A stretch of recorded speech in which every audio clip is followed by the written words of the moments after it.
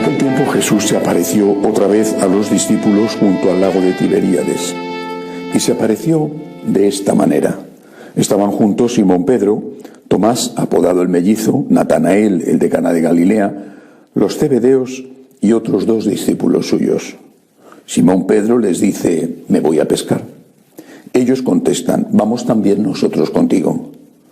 Salieron y se embarcaron. Y aquella noche no cogieron nada.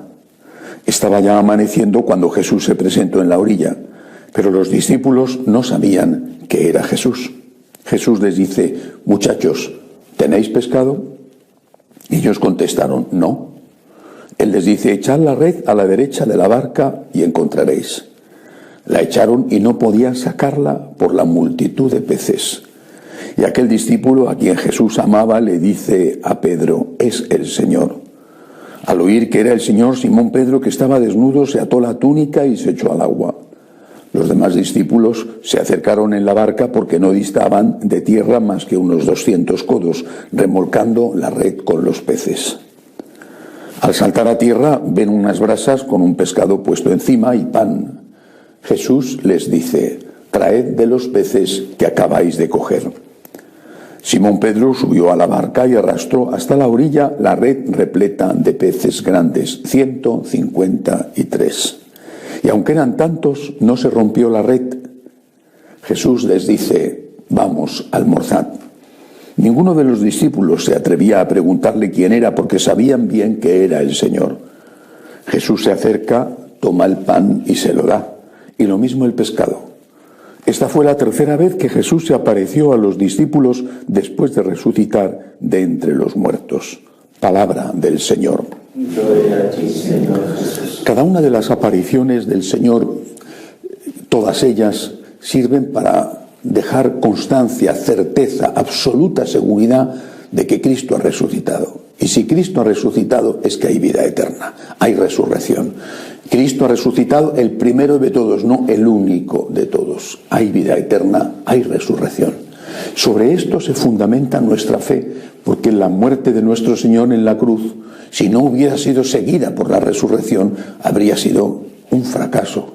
En la muerte estuvo la victoria, porque después de la muerte vino la resurrección. Cristo ha resucitado, hay vida eterna.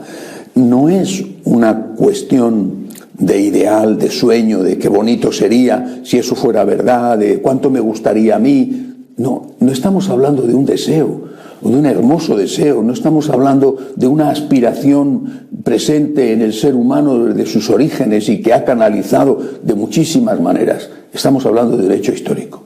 Cristo resucitó. Hay testigos que lo vieron, que le escucharon, que comieron con él, que le tocaron. Cristo resucitó. Cuerpo glorioso, cuerpo resucitado, sí, pero resurrección de la carne. Cristo resucitó, el primero de todos. Hay resurrección, hay vida eterna. Repito, sobre la muerte y la resurrección se fundamenta toda nuestra fe. Porque después aquellos que lo vieron, aquellos que estuvieron con él, que habían estado antes con él, o aquellos que le vieron después sin haber estado antes con él, como el caso de San Pablo, ellos, por decir lo que habían visto, oído, escuchado, tocado, sufrieron persecución, padecieron la tortura, padecieron la muerte, padecieron el martirio, y no les importó. No es que estuvieran contentos cuando eran martirizados, no daban gritos de alegría. El dolor es siempre el dolor, pero ¿qué más daba si había vida eterna? Si pasando el sacrificio de su propia cruz a imitación de Cristo crucificado lograban entrar con Cristo en la vida eterna, ese sacrificio merecía la pena. Si lo hubieran podido ahorrar, por supuesto, pues habrían dicho: yo no tengo ninguna gana de que me torturen, pero entre traicionar a Cristo y elegir la tortura, prefiero elegir la tortura antes que traicionar a Cristo. Repito, porque sé que hay vida eterna. Creo que esto es lo más importante de toda esta semana de la octava de Pascua. Luego, cada aparición tiene un detalle. Cada aparición tiene su propia enseñanza. En esta, la singularidad está en la pesca. No habían pescado nada, dice el evangelista, que no habían pescado nada en toda la noche. Y eran profesionales y estaban ganándose el pan, estaban allí esperando a Jesús, les había mandado ir a Galilea, habían acudido, pero tenían que comer, tenían que vivir. Bueno, se van a pescar porque era su trabajo. Profesionales que no pescan. Esto naturalmente puede pasar. De hecho, seguramente que los pescadores saben qué pasa. Y además, por desgracia, como cada vez hay menos peces en los mares, pasa con más frecuencia. Aquella noche no habían cogido ningún pescado. Bueno, y sin embargo, Jesús les dice, cuando ya están cerca de la orilla, ya han abandonado el centro del lago y están cerca de la orilla, Jesús les dice, ahora vais a echar la red a la derecha. Podía haber dicho el Señor a la izquierda, eso, pero dijo a la derecha. ¿Qué significa? ¿Qué ha interpretado siempre la Iglesia con esto? No es una cuestión política. La identificación de un sector político con la derecha, un sector político al cual se le llama la derecha, generalmente en todo el mundo, eso procede de la Revolución Francesa. No tiene nada que ver con lo que aparece en los Evangelios. Pero en los Evangelios sí que hay una identificación con la derecha. Cuando Jesús dice que Él, cuando vuelva en gloria para juzgar, pondrá a unos a su derecha. Eso sí lo dice Jesús. Pondrá a unos a su derecha. Y también dice que el Hijo del Hombre, Él, el Hijo de Dios, se sentará a la derecha del Padre. Era una manifestación de dignidad, de cercanía al que manda. Estoy sentado a la derecha de Dios, o estoy sentado a la derecha del Rey, estoy sentado a la derecha del que es importante, soy, digamos, su sucesor o su segundo. Bueno, pues el Señor dice que pondrá a la derecha a los que van a ir destinados al cielo, porque tuve hambre y me disteis de comer, estuve desnudo y me vestisteis, enfermo y me visitasteis. Qué apropiado para el tiempo que vivimos. Es decir, el Señor nos está diciendo que echemos las redes en este tiempo de carestía, allí donde encontramos, por un lado, espiritualidad y por otro lado, generosidad. Espiritualidad y generosidad. Es decir, relación con Dios y servicio al prójimo. Echa las redes ahí. No solo solidaridad, no solamente sentimiento de compasión, espiritualidad y solidaridad, espiritualidad y caridad. Echa las redes ahí.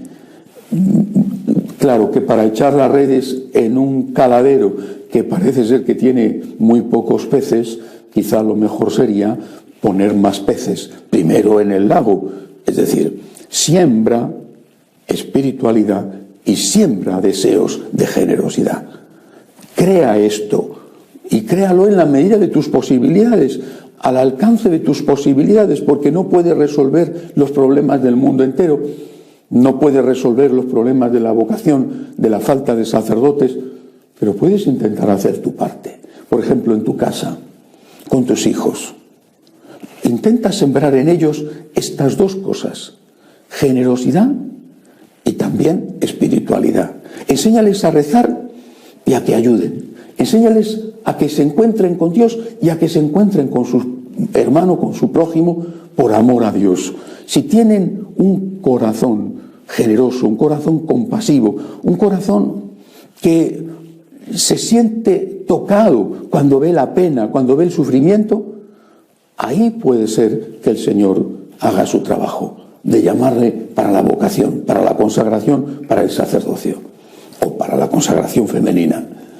Si tienen una relación con Dios, si saben rezar, si saben estar ante el Santísimo, si saben lo que significa la adoración, si saben lo que significa que Dios es Dios y que tiene derechos, ahí hay posibilidades de que se produzca el milagro de la vocación.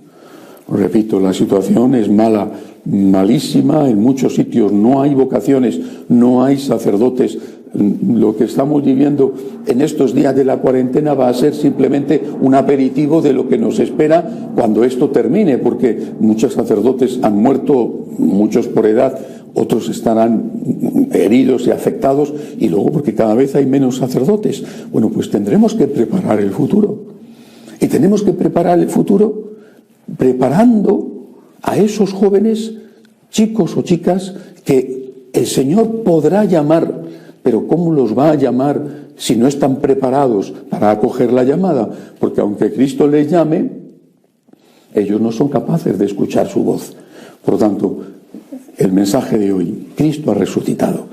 Ten esperanza, hay vida eterna. Pero junto a esto, prepara el camino, prepara a la gente, a las personas que dependen de ti, a tus hijos, a tus amigos, y prepárales de esta manera, aumentando en ellos su relación con Dios, enseñándoles a rezar, enseñándoles a confiar en Dios, enseñándoles a llevar una vida piadosa y a la vez enseñándoles a llevar una vida generosa y caritativa.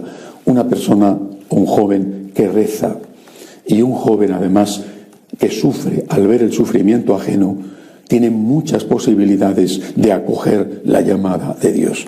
Una persona que no es generosa, que es una persona egoísta, o una persona que no es religiosa, que no tiene una relación con Dios y que ha dejado de creer en Dios, difícilmente, aunque Dios le llame, podrá escuchar y seguir esa llamada. Que Dios nos ayude y que así sea.